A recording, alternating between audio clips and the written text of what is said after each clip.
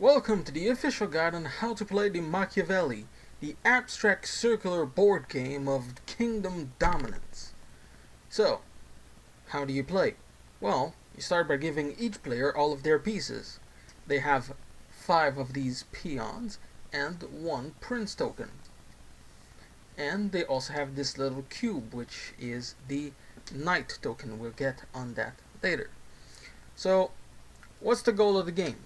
Well, players will be placing and moving their pieces to try and do one of 2 different things. They can either form a straight line, like so, of 5 pieces, not 6, which would create a blockade, which is an immediate win. It could be like that, or you could also make a line of 5 pieces following the circles, whether the inner or outer boards. It doesn't matter as long as it's 5 pieces in a row, all connected by the lines. It has to be one or the other, though. You can't form it like that. That would be silly. The other way to win is to have 2 of your pieces flanking the opponent's prince token, such as this. The prince is in the middle, though it's a bit glare, there we go. The prince is in the middle, and he's flanked by 2 pieces. It could be like this, or maybe it's like that. Doesn't matter as long as there's 2 pieces on opposite sides of the prince somehow. So the game goes like this. After choosing your color and choosing who goes first, each player will place one of their pieces on the board. It can be, as long as it's the circular ones, you can also put your prince first, but that's a very risky move. But you might be able to bait your opponent into trying to get you, and then you put them in a bad position where they just wasted their moves. Who knows? So this goes on until all the pieces are put, which I will just do randomly for the sake of speed. There we go. And once all pieces have been put on the board, except these ones, players then take turn moving their pieces 1 space. They can only move 1 piece, 1 space during their turn, and it has to follow the lines.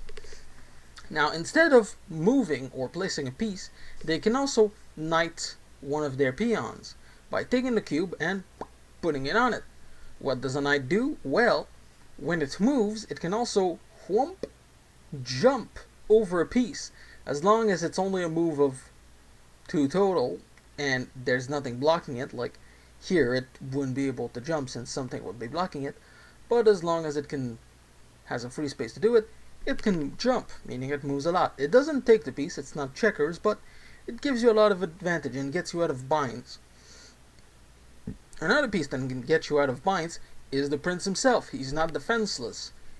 He's quite the Ruffenhausen guy, and he can push pieces around when he moves. So let's say you've got your prince over here, when he could move over here and just push that piece forward 1. And princes can move any piece. It can be a prince, it can be an enemy, it can be an ally piece. It can move whatever, as long as there's only 1 piece moving like this, it's blocked. He can't move. And that's really the basics of the game. You put the knights, you move the pieces around until finally you either get a blockade or you do a coup and delete your opponent's prince. That's it for the rules. It's quite simple, but there's a lot of strategy. Hope you have fun, and have a nice day.